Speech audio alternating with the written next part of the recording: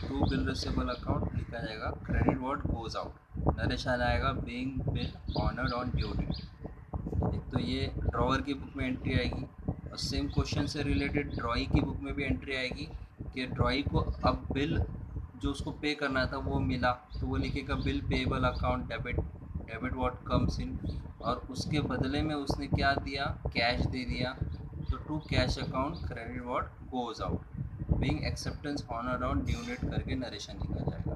Okay, तो यह honour of bill जो एंट्री है ये रिटेन्ड की एंट्री है। ओके, अब इन केस अगर बिल ड्रॉवर के पास है और डिसऑनर हुआ तब क्या करेंगे, ये डिसऑनर की एंट्री, अगर ड्रॉवर ने बिल प्रेजेंट किया ड्रॉई को तो डिसऑनर हुआ तब क्या करेंगे, तो हमेशा याद रखना, तो ड्रॉई जो भी पर्सन है तो ये ऑब्जर्व करना है कि भाई उसी ने डिसऑनर कराया, उसी ने पेमेंट नहीं दिया, उसको डिसऑनर कहा जाएगा, तो उस ड्रॉई का नाम आएगा यहाँ पर ड्रॉई अकाउंट डेबिट। जब हॉनर करते थे तो हम यहाँ लिखेंगे कैश अकाउंट, अब डिसऑनर किया तो किसने किया, ड्रॉई ने किया, तो लिखने का ड्रॉई अकाउंट डेबिट। और टू बिल रिसीवेबल अकाउंट उसी तरह आएगा जैसे पहले हॉनर में था, कैश की जगह पे खाली क्या लिखेंगे, drawee account debit to bill receivable account. Okay, और सेम उसी तरह ड्रॉई के इसमें ड्रॉई की बुक में भी लिखा जाएगा बिल्स पेबल अकाउंट डेबिट, और यहाँ पर हम कैश लिखते थे तो किसको कैश नहीं दिया गया, तो ड्रॉवर, तो टू ड्रॉवर का नाम आएगा टू ड्रॉवर अकाउंट। ओके, अब अगर नोटिंग चार्जेस लागू हुआ तो क्या होगा, नोटिंग चार्जेस क्या होता है, when A bill exchange is dishonour the holder can get such fact noted on the bill bye notary public. ठीक है, तो नोटरी पब्लिक जो है एक गवर्नमेंट डिपार्टमेंट ऑथराइज, तो उनके थ्रू ऑफिसर होता है, उनके थ्रू जो है हम नोट कर सकते हैं कि भाई बिल क्यों डिसऑनर हुआ। अब इसका एडवांटेज क्या है, the advantage of noting is that the evidence of dishonour bill bill is secured, तो एविडेंस जो है बन जाएगा वो ऑफिसर के थ्रू कि भाई इसने क्यों डिसऑनर किया है, और अगर कोर्ट में मैटर जाता है तो वो वहाँ पर एविडेंस के तौर पर, सबूत के तौर पर इस्तेमाल किया जा सकता है। तो एंट्री की तरफ आते हैं, इन the books of drawer of ड्रॉई, अगर डिसऑनर हुआ है और नोटिंग चार्जेस है तो क्या करना, तो drawee account debit to bill receivable account to cash account being bill dishonour and noting charges were paid. अगर जनरल एंट्री में dishonour of bill and noting charges incurred करके आया है तो ड्रॉवर के बुक में ड्रॉई का नाम जैसा हम डिसऑनर में लिखते हैं उसी तरह लिखा जाएगा, ड्रॉई अकाउंट डेबिट, फिर टू बिल रिसीवेबल अकाउंट लिखा जाएगा। ओके, और टू कैश, ये टू कैश किस लिए है, नोटिंग चार्जेस जो है उस लिए लिखा गया है, तो टू कैश ये फिलहाल ड्रॉवर को पे करना है। ओके, अब ड्रॉई के बुक में एंट्री सेम है, बिल पेएबल आएगा, अब वो बिल जो उसको भरना है उसकी entry, bill payable account debit, noting charges जो उस पर लागू हुआ उसकी एंट्री, तो नोटिंग चार्जेस अकाउंट डेबिट, और टोटल पैसा जो ड्रॉवर को देना है तो टू ड्रॉवर अकाउंट आएगा। Okay, being acceptance was dishonour and noting charges payable लिखा जाएगा, यहाँ पर पेड लिखा जाएगा, इसने ये पहले ही ऑफिसर थोड़ी ना वेट करेगा, उसको ऑफिसर का जो चार्ज है सर्विस चार्ज वो ड्रॉवर दे देगा, और बाद में उसको बिल के साथ जो है वो ड्रॉई से बाद में रिसीव करना है उसको, तो फिलहाल तो उसने पे कर दिया तो इसलिए वो टू कैश लिखा गया है। अब आते हैं एंडोर्स की एंट्री पे, एंडोर्स के हॉनर की एंट्री हमने कल ही समझ लिए थे।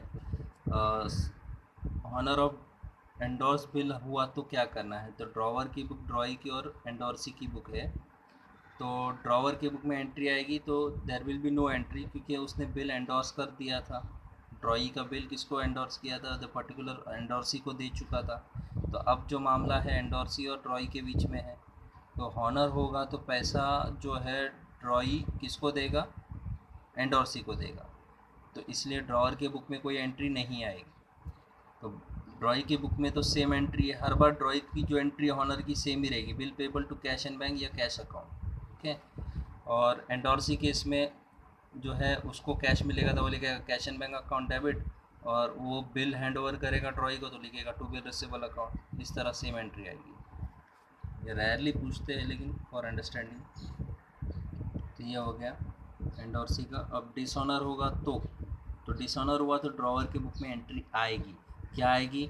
सेम उसी तरह डिसऑनर कौन करता है? ड्रॉई, तो ड्रॉई का नाम आएगा ड्रॉई अकाउंट डेबिट। अब यहाँ पर ज़रा चेंज है माइनर, यहाँ पर ध्यान देना है बिल किसके पास था। तो यहाँ पर सिचुएशन में बिल एंडोर्सी के पास था, तो टू एंडोर्सी अकाउंट करके लिखा जाएगा, ना कि टू बिल रिसीवेबल। अगर बिल ड्रॉवर के पास है तो बिल रिसीवेबल लिखा जाएगा, अगर बिल एंडोर्सी के पास है तो टू एंडोर्सी लिखा जाएगा, अगर बिल डिस्काउंट विद बैंक के पास है तो टू बैंक लिखा जाएगा। तो यहाँ पर drawee account debit to bill to endorsee आएगा। Being endorse bill dishonour by drawee and noting charges accounted. अब ड्रॉई के बुक में क्या लिखेंगे? तो अगर नोटिंग चार्जेस के साथ डिसऑनर है तो bill payable account debit, same वही entry noting charges account debit to drawer account, जो अब इससे पहले हमने देखा था रिटर्न में। एंडोर्सी में एंडोर्सर अकाउंट डेबिट, यानी जो ड्रॉवर है उसको एंडोर्सर बोलते हैं, तो इसलिए लिखा गया एंडोर्सर अकाउंट डेबिट, तो ड्रॉवर का नाम आएगा। To bill receivable account to cash account, तो जो बिल उसने हैंड ओवर किया किसने?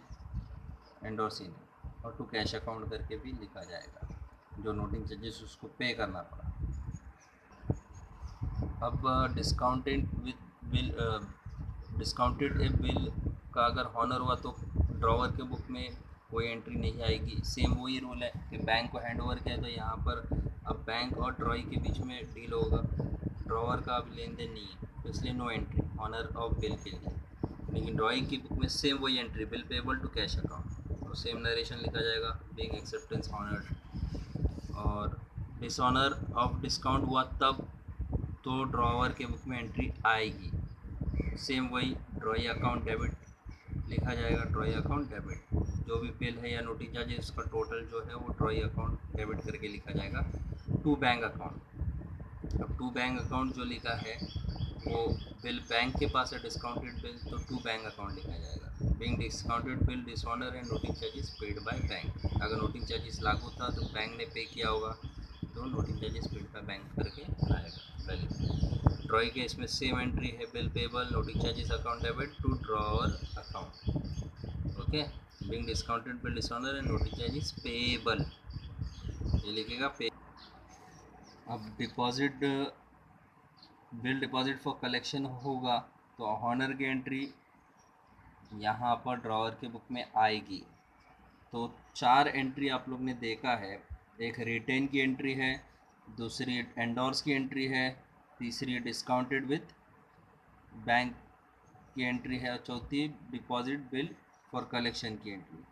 तो उसमें से रिटेन और चौथी जो है बिल डिपॉजिट फॉर कलेक्शन, इसमें हॉनर में भी एंट्री ड्रॉवर के बुक में लिखी जाएगी। ओके, तो किस तरह लिखेंगे? तो ड्रॉवर को जो पैसा मिलेगा बैंक के द्वारा उसके अकाउंट में, तो वो लिखेगा bank account debit, debit what comes in. और to bill send for collection account, क्योंकि बिल इनके पास से मिला तो bill send for collection account debit, debit the bank collection department personal account होता है, तो ये डेबिट द गिवर हो, ये credit the giver, sorry. Being bill accepted by and collected by bank honoured on due date. Okay, drawee के book में same वही entry है, bill payable to cash account या cash and bank account accepted presented by bank honoured. अगर dishonour हुआ तो क्या लिखा जाएगा? तो ड्रॉवर के बुक में अगेन डिसऑनर, क्वेश्चन करना खुद से कि भाई कौन करता है डिसऑनर? ड्रॉई करता है, तो ड्रॉई का नाम लिख दिया, जो भी ड्रॉई का नाम है, तो ड्रॉई अकाउंट डेबिट। अब दूसरा सवाल है कि भाई बिल किसके पास था?